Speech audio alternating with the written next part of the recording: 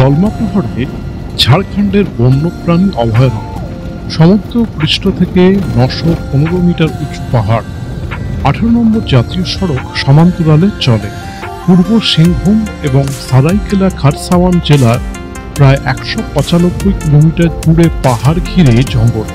রয়েছে আম, পেয়ারা, লেবু, মহুয়া, জাম, শিশম, নিম, বাবুল, বাঁশ, অর্জুন, করঞ্জ, কদম ও শাল সহ বিভিন্ন ধরনের গাছ।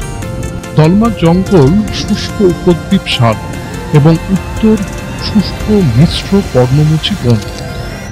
অরণ্যের বেশিরভাগ গাছগুলি গ্রীষ্মে পাতা ঝরে এবং বর্ষা শুরুতে পাতায় পাতায় ভরে ওঠে।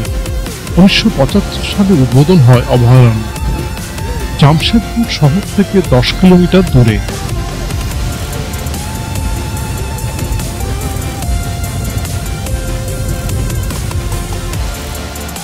প্রবেশপথে মূল্য দিয়ে শুরু হয়েছিল আমাদের অরণ্য অভিযান।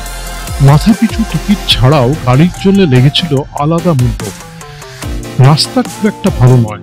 উঁচু নিচু পাহাড়ি রাস্তা, কোথাও নুড়ি পাথরের, কোথাও বা মাটির। রাস্তা মেরামতিতে ঝাড়খণ্ড সরকারের উদাসীনতার ছাপ স্পষ্ট। গাছের শেকড় বেরিয়ে রয়েছে দুপাশে। এই রাস্তায় গাড়ি চালানো চালকের পক্ষে বেশ চ্যালেঞ্জের। কোথাও কোথাও সরু রাস্তায় অন্য গাড়িকে রাস্তা করে দেয়া কঠিন। একদিকে পাহাড়ের গভীর খাত, অন্যদিকে পাহাড়ের খাঁজে গাছের সারি। জঙ্গলের মাঝে পাহাড়ি রাস্তায় যাওয়ার অ্যাডভেঞ্চার রয়েছে। পাহাড়ের গায়ে পাক খেতে খেতে চূড়ায় ওঠা। চারিদিকে জঙ্গলে ঘেরা দলমা পাহাড়। অপূর্ব এক প্রাকৃতিক দৃশ্য।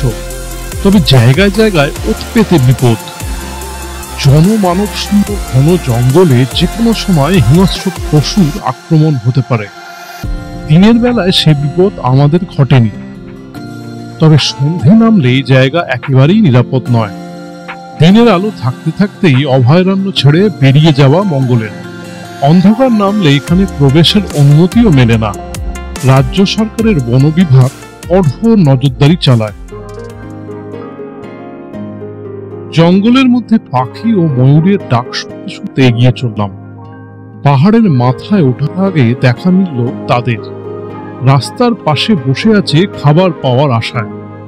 বাঁদরের দল ক্যামেরায় পোজ দিতে ছাড়ল না। জঙ্গলের রাস্তায় সেভাবে জন্তুর দেখা মেলে না। গাড়ির আওয়াজে ভয় পালায়। আঁকাবাঁকা বেশ কয়েক কিলোমিটার পথ। পাহাড়ের উপর মন্দির, দলমা অভয়ারণ্য লেখা বোর্ড। ওয়াচ টাওয়ারের উপর থেকে দেখা যায় পাহাড়ের সারি। খোলা আকাশের নিচে পাহাড়ের জঙ্গল, খাদ।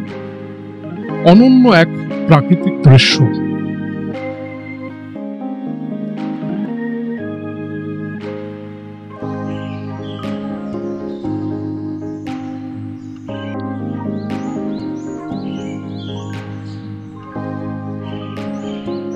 একই রাস্তায় আবার পাহাড় থেকে সমতলে নামা। অভয়ারণ্যের প্রবেশপথের কিছু দূরে জাল দিয়ে ঘেরা বড় জায়গা।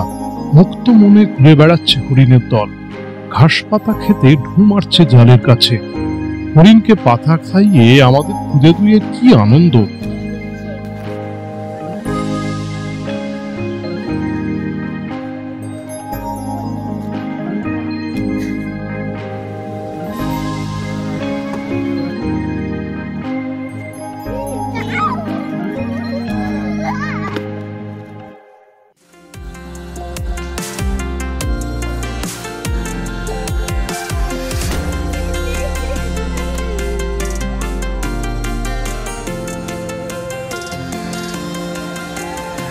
দলমা অভয়ারণ্যে হরেক রকমের বন্যপ্রাণী থাকার জায়গা।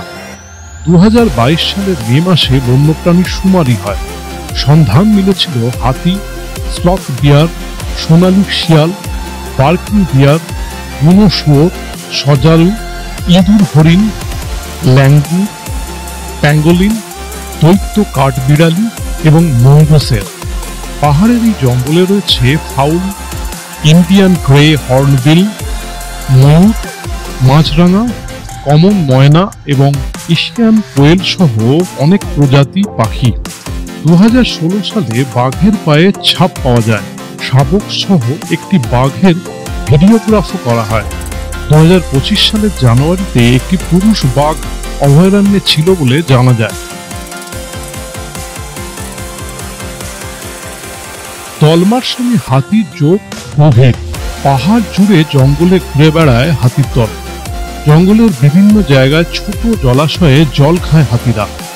2024 সালের হিসেবে অভয়ারণ্যে 85টি হাতি ছিল বলে অনুমান। তবে আগস্ট এবং সেপ্টেম্বর মাসে পশ্চিমবঙ্গে চলে যায় হাতির দল। ফিরে আসে সাধারণত ডিসেম্বর এবং জানুয়ারিতে। অক্টোবর মাসে তাই জঙ্গলে হাতির দেখা মেলেনি। তবে ভাগ্য নিরাশ করেনি।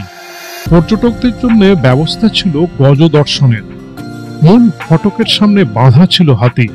সুর দুলিয়ে অভ্যর্থনা করছিল পর্যটকদের।